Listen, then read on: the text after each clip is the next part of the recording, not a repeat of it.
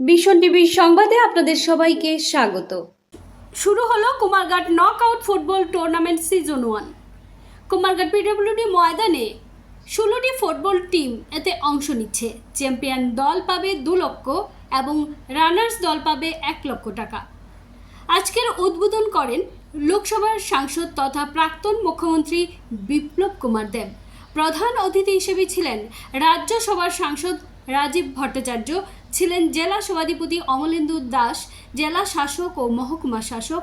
স্বাগত বক্তব্য রাখেন বিধায়ক ভগবান চন্দ্র দাস। ভিডিও রিপোর্ট ভীষণ টিভি।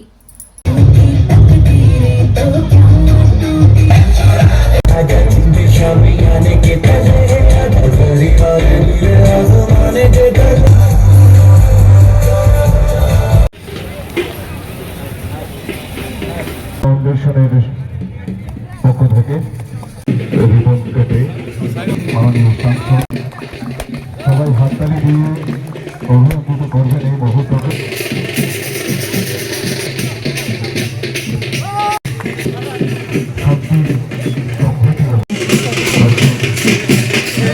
প্রখ্যাত করা ফুটবল রেফারি রয়েছে।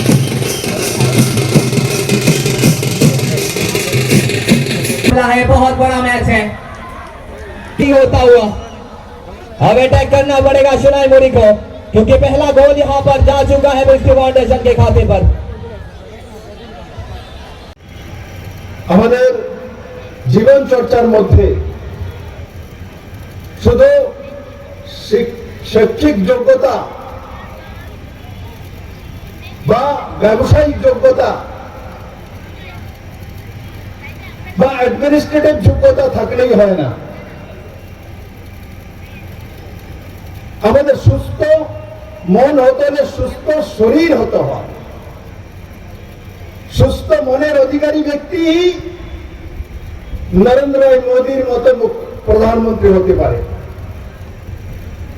সুস্থ ব্যক্তি দ্বারা সুস্থ মন হতেই পারে না। কোন ব্যক্তি অসুস্থ, শারীরিকভাবে স্বয়ংসম্পূর্ণ না, তার কোন সময় মাথা ব্যথা, কোন সময় পায়ে ব্যথা, কোন সময় কোমর ব্যথা, যখন অসুস্থ থাকে তার মনের অবস্থা অসুস্থ হয়ে ওঠে। যেমন আগে কর্মকারের প্র্যাকটিসের ব্যবস্থা নয়, ওই সময় দীপা কর্মকারকে সিলেকশন করার প্রসেসেই বাদ দিয়ে দিয়েছিল তৎকালীন এই রাজ্যের সরকারের চেয়ারম্যান, যিনি এখন কমিউনিস্ট পার্টির এই রাজ্যের ইমার্জেন্সি পার্টির সর্বেসর্বা আছেন, উনি চেয়ারম্যান ছিলেন। আমরা তখন ভারতীয় জনতা পার্টির প্রেসিডেন্ট ছিলাম। আমরা সর্বানন্দ সোনোয়ালকে ধরে টাইমের বাইরে গিয়ে এক্সপেনশন করে দীপা কর্মকারকে এন্ট্রি করার পর সেই সোনার মেয়ে তৈরি হয়েছে। কমিউনিস্টরা কোনোদিনই মানুষের উন্নয়ন চায় না, না দেশের উন্নয়ন চায় না, দশের উন্নয়ন চায় না, সমাজের উন্নয়ন চায়। তো 1 ঘন্টা শরীর চর্চা করি, 1 ঘন্টা নিজের জন্য দেই, কারণ এই 1 ঘন্টা যখন আমি নিজের জন্য দেই, বাকি সময়গুলো দেশ এবং দশের জন্য, জনতার জন্য সুস্থভাবে দিতে পারবো।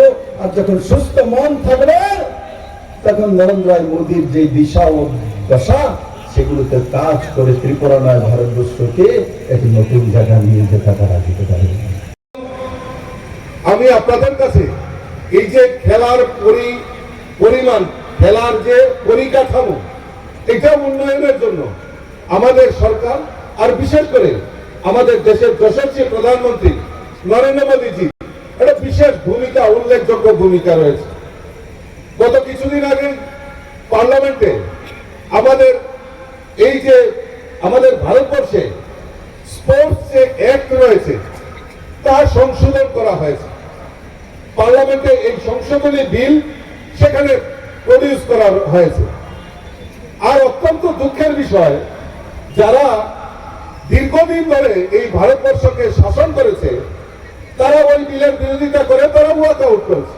প্রায় দীর্ঘ 50 বছর হয়েছে এই বিলের চিরাচরিত প্রথায় সেইভাবে খেলোয়াড়দেরকে, মানে এক পক্ষে খেলোয়াড়দেরকে উচ্চ রেখে এই স্পোর্টস অ্যাক্ট দীর্ঘদিন ধরে ভারতবর্ষে পরিচালিত হচ্ছে।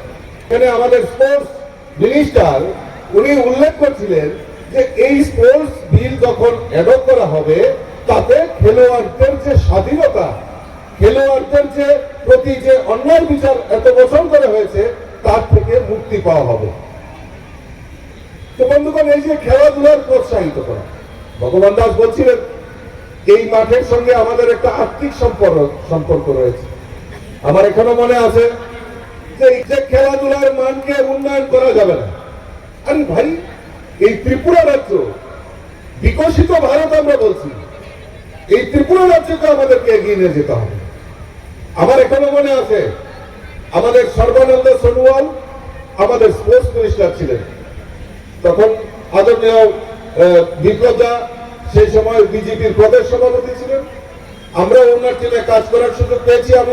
অর্থাৎ আমাদের মানসিকতা, আমি যেটা বলছিলাম যে আমাদের দেশের যশস্বী প্রধানমন্ত্রী নরেন্দ্র মোদীজির ইচ্ছা এই যে খেলো ইন্ডিয়া এবং এই খেলোয়াড়দেরকে উৎসাহ প্রদান করা, এই খেলোয়াড় আমাদের এই ভারতবর্ষের খেলোয়াড়দেরকে বাইরে যাতে যাতে তারা এই ভারতবর্ষের নামকে উজ্জ্বল করতে পারেন তার ব্যবস্থা আমাদের দেশের প্রধানমন্ত্রী নরেন্দ্র মোদীজি করেছেন।